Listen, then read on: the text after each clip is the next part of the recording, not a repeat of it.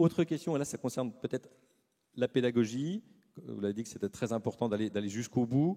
Vous avez expliqué qu'il faut réorienter l'épargne des Français qui étaient un peu trop habitués avec leur fameux livret A, défiscalisé, taux garanti. Mais vous proposez, eh bien, pour l'assurance vie, au-delà de 150 000 euros, une taxation plus importante. Pourquoi la flat tax, 30%. La flat tax, exactement. Pourquoi ne pas distinguer l'assurance vie en euros, qui correspondent dans l'état d'esprit un peu au livret A, où là vous avez une garantie d'un rendement, avec l'assurance vie unité de compte, où là vous prenez plus de risques, où vous pouvez investir dans l'entreprise. Pourquoi ne pas avoir distingué? C'est la question qui est posée par la salle.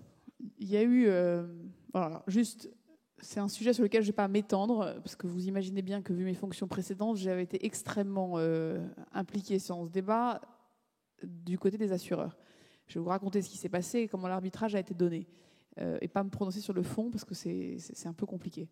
Il y a eu des discussions très longues entre la FFSA et Bruno Le Maire, son cabinet, les députés, etc., en disant on est prêt à augmenter de 10 points la part des UC dans l'assurance vie contre le fait que vous gardiez le régime fiscal actuel sur ces multisupports. Bon, ça nous semble beaucoup trop faible par rapport à nos besoins.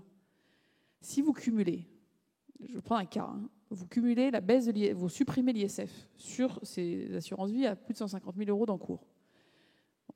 Vous mettez effectivement une fiscalité à 30%. Ce qu'on veut, c'est qu'on sorte de l'assurance vie, pas tout, mais qu'on sorte de l'assurance vie et qu'on remette de l'argent frais dans l'économie. Le problème de l'assurance vie, c'est quand vous regardez comment c'est investi, il y a eu quelques toutes petites avancées sur les sorties en titres, sur les PME, etc. Mais aujourd'hui, les produits et les véhicules n'existent pas. Le problème aussi de l'assurance vie, c'est qu'on reste sur un produit qui reste distribué par des acteurs qui sont peu nombreux.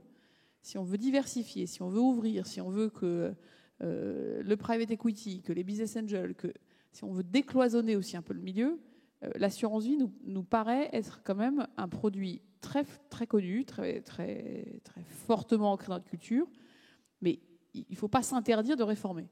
Donc, ce que proposait la FFSA a paru trop faible par rapport aux ambitions au gouvernement, et donc elle préférait dire on est simple, quand on est au-dessus de 150 000 euros, ça s'appelle l'investissement, il y a une règle, 30% de flat tax, et vous avez des supports d'investissement qui offrent plus de risques et plus de rendement possible.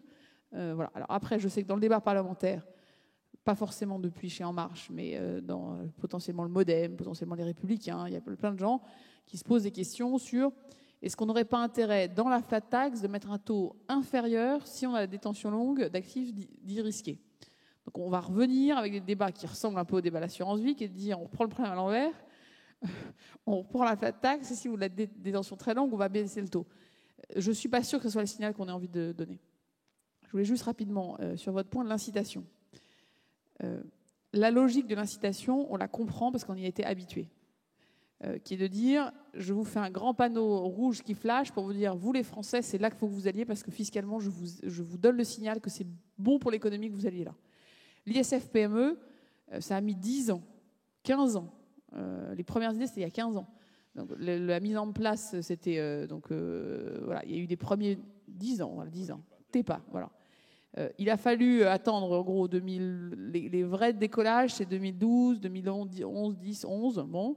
Quand vous regardez les chiffres, on est au-dessus du milliard. La suppression de l'ISF, c'est 3,5 milliards, enfin sur la partie qui concerne, c'est 3,5 milliards. Donc quand on nous dit, oui, l'ISF PME, ça fléchait 1 milliard, je veux dire, oui, mais nous, comme on baisse de 3,5 milliards la fiscalité, ça veut dire que c'est 3,5 milliards d'euros qui sont aujourd'hui libres, totalement libres. Donc on n'a plus besoin d'avoir un panneau rouge qui flash, puisqu'on a libéré 3 fois plus que ce qu'on arrivait à flécher par l'ISF PME. Pour ce qui est de l'incitation, je suis, parmi d'autres, on est en train de réfléchir à ce que j'appelle le tuilage. C'est que la culture française n'a pas changé entre le 31 décembre et le 1er janvier.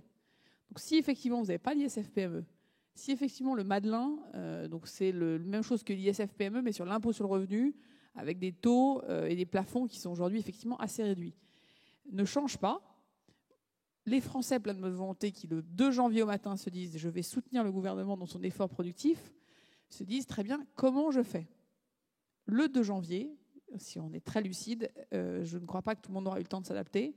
et que donc les produits nouveaux à inventer de fléchage de l'épargne n'existeront pas.